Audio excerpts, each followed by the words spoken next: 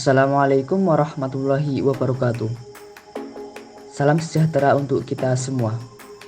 Perkenalkan, kami dari kelompok 3 akan memaparkan materi tentang makromolekul protein dengan anggota sebagai berikut. 1. Adi Setiawan nomor absen 2. 2. Ahmad Udin Sauki nomor absen 3. 3. Ana Nur Wahidah nomor absen 6. 4. Fardan Syafira Darmawan nomor absen 14. 5. Fatan Syafiq Anafi nomor absen 15. 6. Muhammad Royan nomor absen 26. 7. Sivera Fadila Permatasari nomor absen 31. 8. Vina Oktawi Bowo nomor absen 34. 9. Yulfa Aji Wensdia nomor absen 35. Pengertian. Protein merupakan makromolekul yang terbentuk dari asam amino yang tersusun dari atom nitrogen, karbon, dan oksigen. Beberapa jenis asam amino yang mengandung sulfur yang dihubungkan oleh ikatan peptida. Protein terbentuk dari polimerisasi peptida-peptida. Peptida merupakan polimerisasi dari asam amino yang berbeda. Jadi, protein dapat dikatakan sebagai suatu kopolimer. Struktur asam amino. Asam amino merupakan senyawaan dengan molekul yang mengandung gugus fungsional amina maupun karboksil. Secara umum, struktur asam amino dapat dituliskan sebagai berikut. Struktur asam amino secara umum adalah satu atom C yang mengikat 4 gugus amina, gugus karboksil, atom hidrogen, dan satu gugus sisa atau rantai samping yang membedakan satu asam amino dengan asam amino yang lainnya. Atom C pusat tersebut dinamai atom Ca sesuai dengan penamaan senyawa bergugus karboksil, yaitu atom C yang berikatan langsung dengan gugus karboksil. Asam amino dalam keadaan netral dapat membentuk ion Switzer, yaitu suatu ion yang memiliki ketentuan ganda. Jika direaksikan dengan asam, maka asam amino akan menjadi suatu anion. Sebaliknya, jika direaksikan dengan basa, maka asam amino akan menjadi kation. Penggolongan asam amino. Asam amino dibagi menjadi dua, yaitu asam amino esensial dan asam amino non-esensial. Asam amino esensial adalah sebuah kandungan atau zat yang sangat dibutuhkan tubuh namun tidak dapat diproduksi sendiri. Sehingga untuk memenuhi kebutuhan tubuh, manusia harus mengkonsumsi makanan-makanan yang dikenal mengandung asam amino. Nah, adapun jenis asam amino esensial ada 10, yaitu histidin, arginin, lisin, leusin, isoleusin, metionin, valin, fenilalanin, triptofan, dan treonin. Berikutnya asam amino non-esensial. Asam amino non-esensial adalah asam amino yang tidak harus ada dalam makanan karena tubuh dapat membuat asam amino tersebut. Berikutnya 10 jenis asam amino non-esensial. Ada alanin, asparagin, asam aspartat, sistein, asam glutamin, prolin, serin, tirosin, dan glisin. Sifat-sifat asam amino. Kecuali glisin, semua asam amino merupakan senyawa oksis aktif karena C sampai A merupakan atom karbon asimetris. B. Larut dalam air dan pelarut polar lain karena bersifat polar.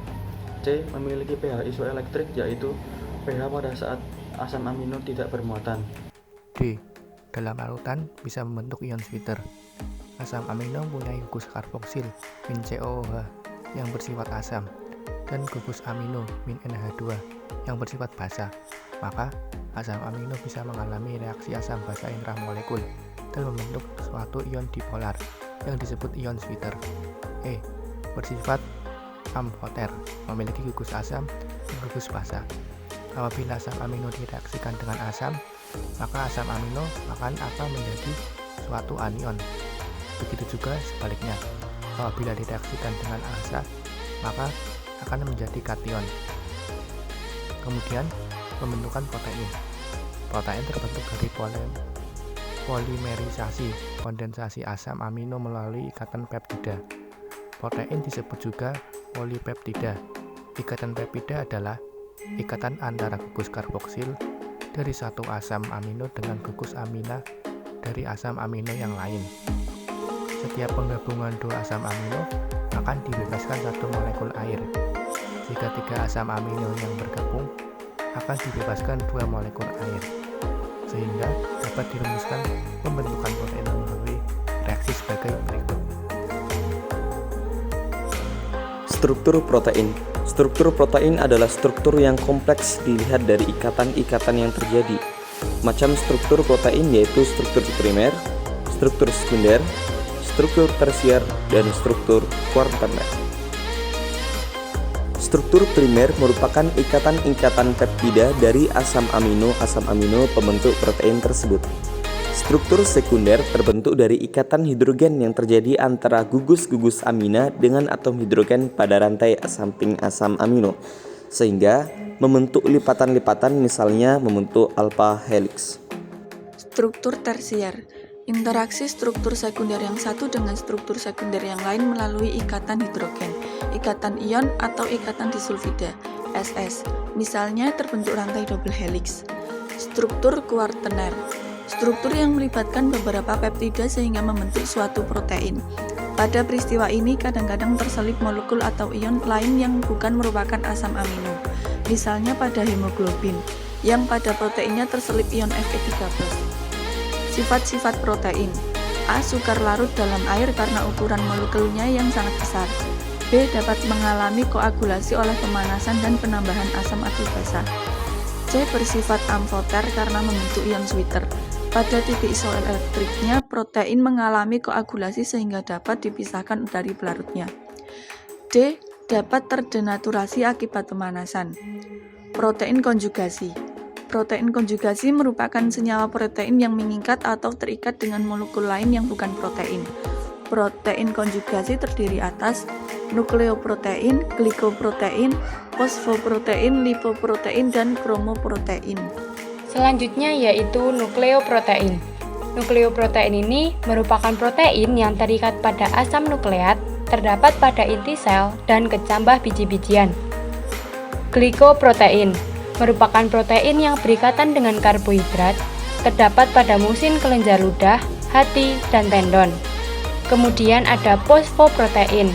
Fosfoprotein ini merupakan protein yang berikatan dengan fosfat yang mengandung lesitin, terdapat pada susu ataupun kuning telur. Lalu lipoprotein merupakan protein yang terikat pada lipid atau lemak, misalnya serum darah, kuning telur, atau susu. Dan yang terakhir yaitu kromoprotein atau metaloprotein, merupakan protein yang mengikat pigmen atau ion logam, misalnya hemoglobin. Selanjutnya, fungsi protein. Seperti yang kita ketahui, protein memiliki banyak fungsi, di antaranya yaitu sebagai enzim, sebagai alat angkut, pengatur gerakan, penyusun jaringan, protein cadangan, sebagai antibodi, sebagai pengatur reaksi, dan yang terakhir yaitu sebagai pengendali pertumbuhan. Reaksi pengenalan protein. 1. Uji bioret. Untuk menunjukkan protein dilakukan uji bioret. Zat yang akan diselidiki mula-mula dideteksi larutan NaOH, kemudian larutan tembaga 2 sulfat yang encer. Jika terbentuk warna ungu, berarti zat itu mengandung protein.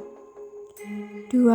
Uji santoproteat adalah uji terhadap protein yang mengandung gugus vinil atau cincin benzena. Apabila protein yang mengandung cincin benzena dipanaskan dengan asam nitrat pekat, maka terbentuk warna kuning yang kemudian menjadi jingga bila dibuat alkalis atau basa dengan larutan NaOH. 3. Uji belerang. Adanya unsur belerang dalam protein dapat ditunjukkan dengan melarutkan protein dengan larutan NaOH pekat dipanaskan. Kemudian diberi beberapa tetes larutan timbul asetat. Bila terbentuk endapan hitam dari IDS menunjukkan adanya belerang. Sekian presentasi dari kelompok kami. Ada kekurangannya mohon dimaafkan. Wassalamualaikum warahmatullahi wabarakatuh.